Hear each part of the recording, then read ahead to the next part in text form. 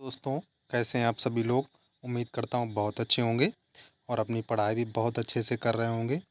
दोस्तों, आज 22 अगस्त है और इसमें रेलवे एनटीपीसी का जो एग्ज़ाम चल रहा है उसकी फ़र्स्ट शिफ्ट का जो एग्ज़ाम है वो हो गया है और उसके मुझे क्वेश्चंस भी प्राप्त हो गए हैं। इसलिए मैं उनको आप लोगों के साथ में डिस्कस करूँगा। ठीक है, उससे पहले मैं बता दूँ कि अगर आप हमारे चैनल पर नए हैं तो इसको सब्सक्राइब कर लीजिए। ठीक है, चलो देखते हैं आज के कौन कौन से क्वेश्चंस पूछे गए हैं। देखिए, फर्स्ट क्वेश्चन जो पूछा गया है, what is the name of high resolution weather forecasting system launched in India in May 2025। मई 2025 में भारत में शुरू की गई उच्च रेजोल्यूशन मौसम पूर्वानुमान प्रणाली का नाम क्या है। इसके चार ऑप्शन कुछ इस प्रकार से दिए गए थे। देखते हैं राइट आंसर कौन सा हो जाएगा। भारत सरकार ने 26 मई 2025 को Bharat forecasting system means BFS नामक अत्यधिक उच्च रेजोल्यूशन मौसम पूर्वानुमान मॉडल लॉन्च किया और यह विश्व का सबसे उच्च resolution mean 6 kilometre grid system माना गया है। और यह model Indian institute of tropical metrology IITM Pune द्वारा विकसित किया गया और मिनिस्ट्री ऑफ अर्थ साइंस के अंतर्गत कार्यरत है। इस नए सिस्टम की 6 किलोमीटर ग्रिड विशेषता के कारण अब ये पहले के 12 किलोमीटर मॉडल की तुलना में अधिक स्थानीय और सटीक पूर्वानुमान संभव हुआ है। तो इसका राइट आंसर कौन सा हो जाएगा। ऑप्शन नंबर बी, भारत पूर्वानुमान प्रणाली means Bharat forecasting system.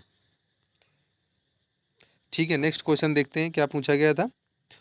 Which documents promote the spread of English education in India.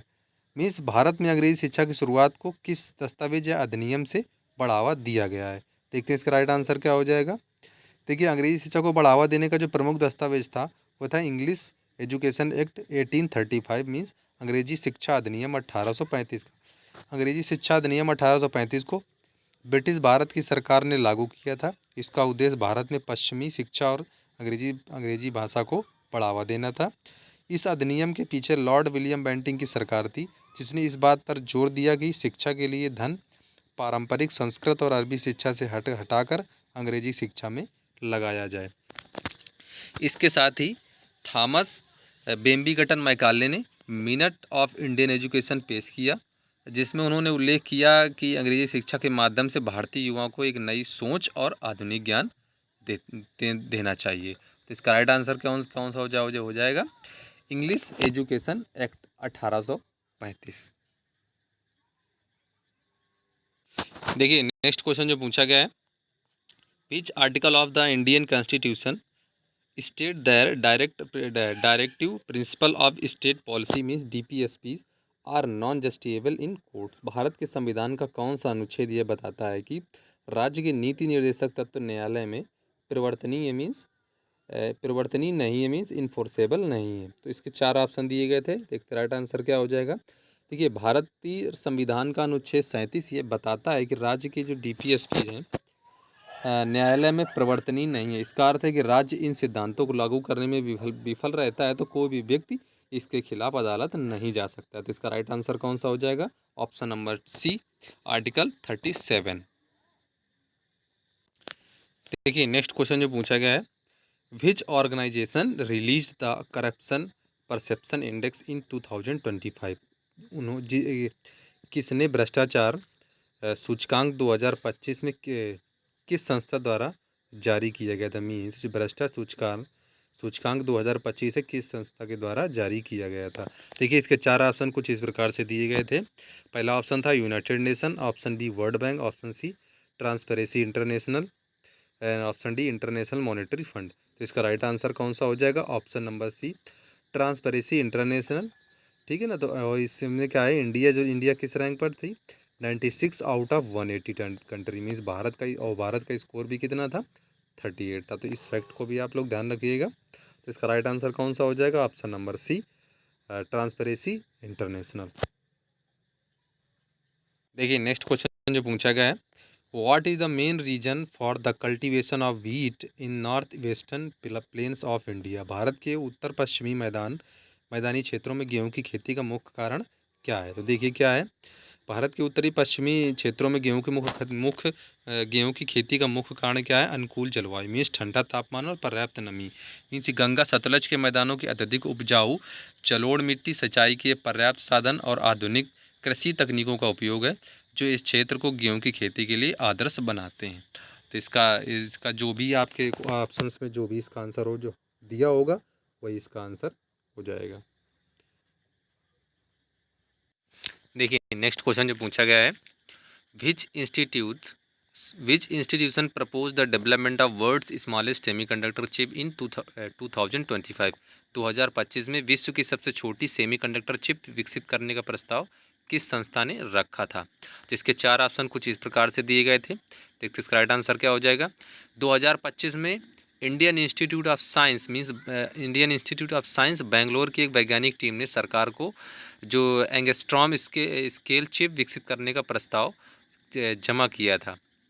जो मौजूदा चिप्स जो आमतौर पर 3 नैनोमीटर नोड पर आधारित है से लगभग 10 गुना छोटे होंगे। यह प्रस्ताव 2D मटेरियल्स जैसे ग्राफीन और ट्रांजिशन मेटल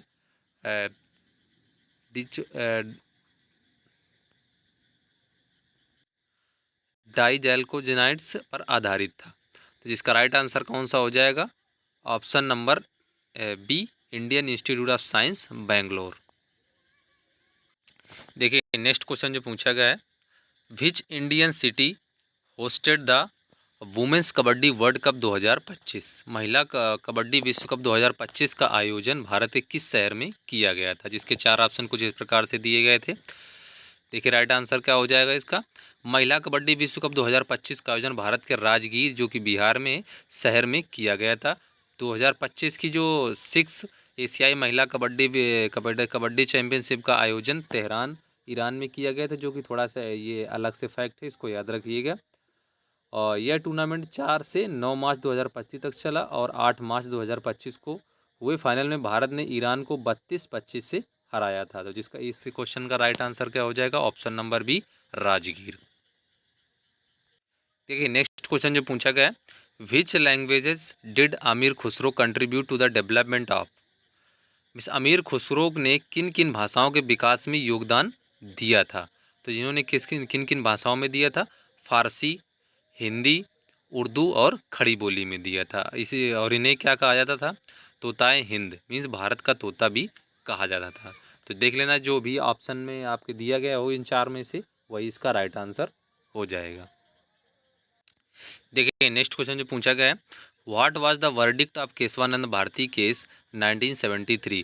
केशवानंद भारती मामले 1973 का निर्णय क्या था? इसका क्या निर्णय दिया गया था इसमें?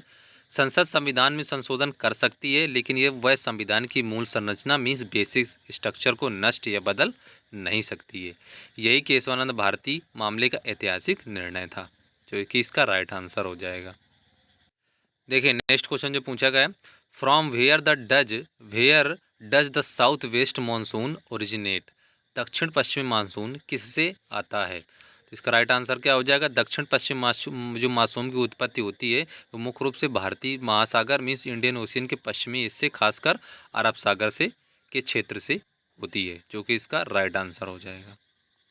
देखिए नेक्स्ट क्वेश्चन जो पूछा गया है, जो वफ एक्ट 2025 के तहत हाई कोर्ट में अपील करने की समय सीमा क्या है? इसका राइट आंसर क्या हो जाएगा?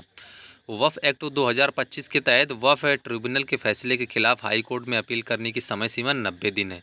इसका मतलब यह है कि ट्रिब्यूनल का आदेश प्राप्त होते ही तारीख से 90 दिनों के भीतर कोई भी पक्ष हाई कोर्ट में अपील कर सकता है और यह नियम ट्रिब्यूनल के निर्णय को चुनौती देने और उच्च न्यायालय से पुनर्विचार की मांग करने की प्रक्रिया को निर्धारित करता है। इसका राइट आंसर क्या हो जाएगा?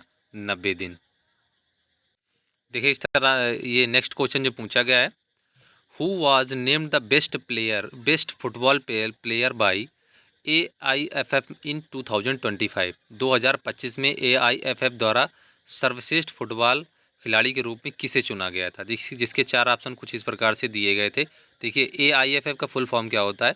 ऑल इंडिया फुटबॉल फेडरेशन ने 2025 में सुभाषिस बोस को पुरुषों के लिए वर्ष का सर्वश्रेष्ठ फुटबॉल खिलाड़ी नामित किया था।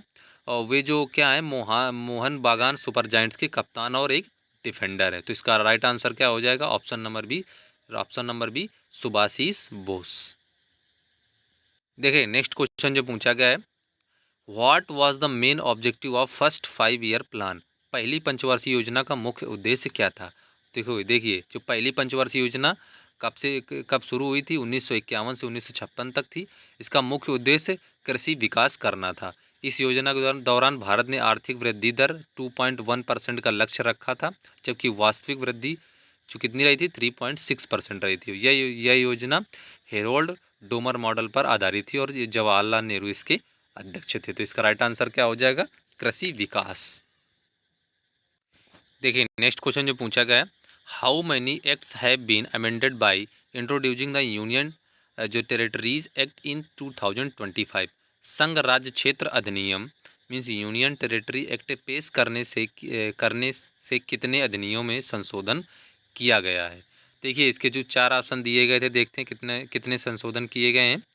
जो संघ राज्य क्षेत्र अधिनियम था, जो कि 1963 को संशोधित करने के लिए करने के लिए हाल ही में 3 प्रमुख विधेयक जो संसद ने प्रस्तुत किए गए थे। पहला कौन सा, यूनियन टेरिटरीज अधिनियम 1963, और संविधान जो संशोधन 130 विधेयक जो था वो 2025 था, और जम्मू कश्मीर पुनर्गठन संशोधन विधेयक जो था 2025 का था। तो इसे कितने पेश किए गए थे, कि वो पेश करने के कितने अधिनियमों संशोधन किया गया था, जिसका right answer option number C 3।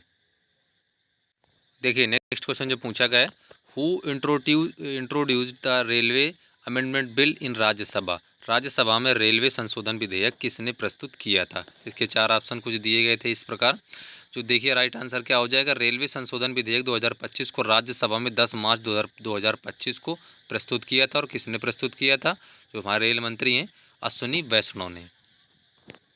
इसका राइट आंसर कौन सा हो जाएगा, ऑप्शन नंबर बी अश्विनी वैष्णव।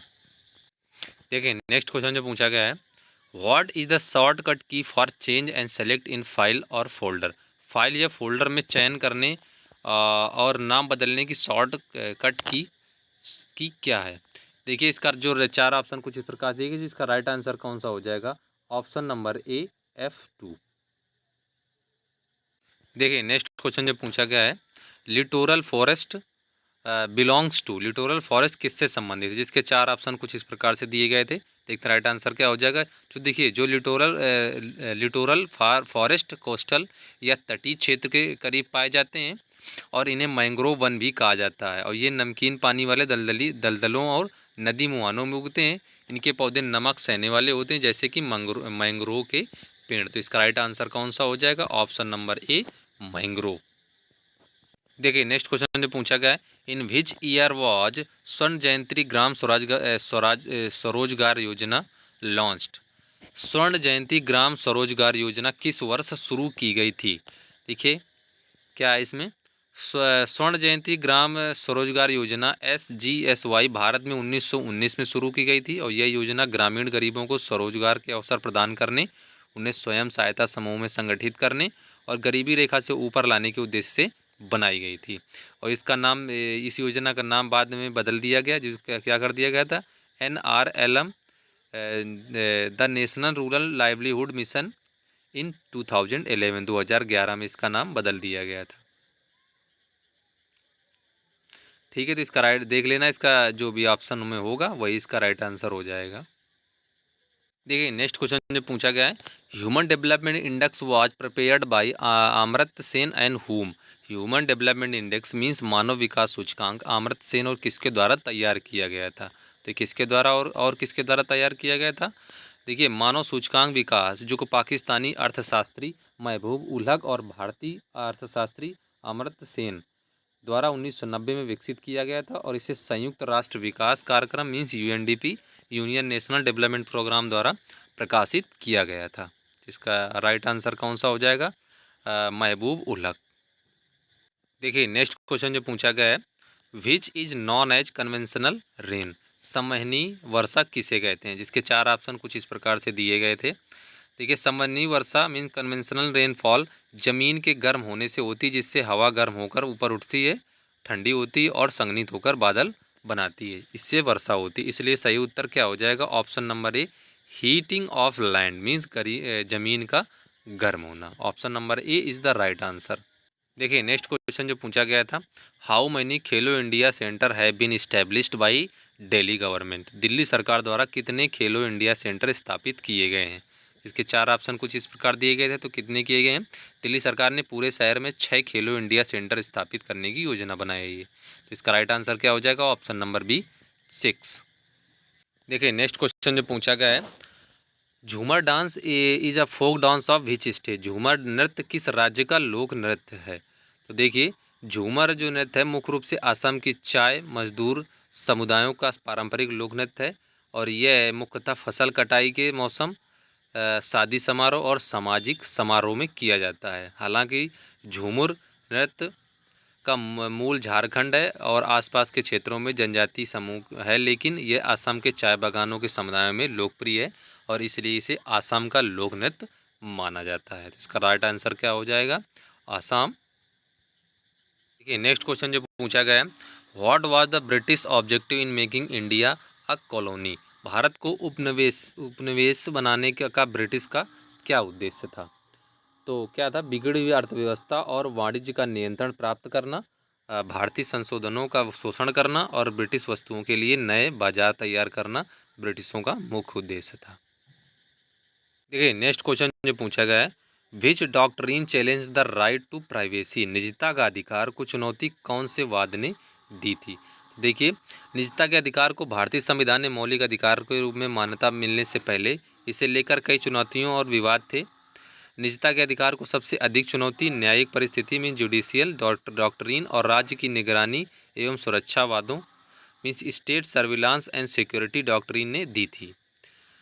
विशेषकर भारत में निजता का अधिकार सुप्रीम कोर्ट के केएस पुट्टास्वामी बनाम भारत संघ 2017 मामले में ही मौलिक अधिकार माना गया है। इससे पहले निजता का अधिकार निश्चित नहीं था और कई कानूनी प्रशासनिक और तकनीकी प्रावधान इसके उल्लंघन के लिए आधार बने। इसका राइट आंसर कौन सा हो जाएगा, केएस पुट्टास्वामी बनाम भारत संघ। देखिए नेक्स्ट क्वेश्चन जो पूछा गया है, what is the formula of impulse means आवेग का सूत्र क्या होता है। तो आवेग का सूत्र क्या होता है, J is equal to F into delta T. तो जे क्या होता है, इम्पल्स होता है, और एफ क्या होता है, फोर्स होता है हमारा। तो इसका राइट आंसर हो जाएगा। देखिए आज अभी तक जितने भी क्वेश्चंस मुझे मिल पाए हैं मैंने वो सारे आपके साथ में डिस्कस कर लिए। अगर आपको ऐसा लगता है कोई और क्वेश्चंस पूछे गए तो आप हमें कमेंट में बता सकते हैं, और उनको फिर मैं कभी आने वाले जो हमारे वीडियोज़ हैं उसमें मैं उनको ऐड कर दूंगा, आप उसके आंसर चेक कर लीजिएगा। ठीक है, चलिए आज के लिए इतना ही रखते हैं, और अगर हमारा सेशन अच्छा लगा हो तो इसको लाइक कर लीजिए और चैनल को सब्सक्राइब ज़रूर कर लीजिएगा। ठीक है, धन्यवाद।